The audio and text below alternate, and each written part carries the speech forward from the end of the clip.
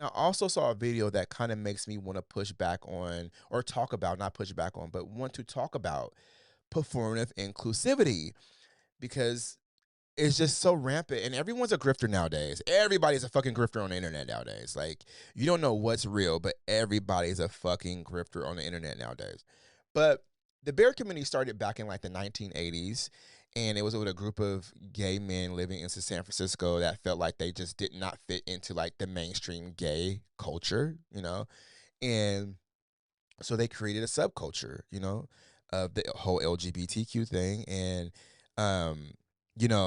they created social clubs and bars and events and media, like their own porn magazines and stuff like that with the type of guys what you would describe as a bear. Uh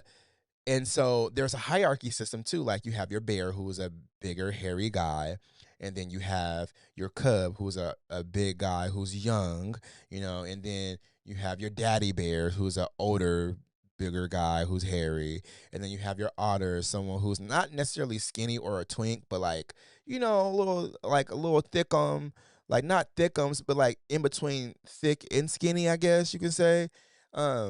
But it's very hairy, and then you have your muscle bears, and then you have your chubs.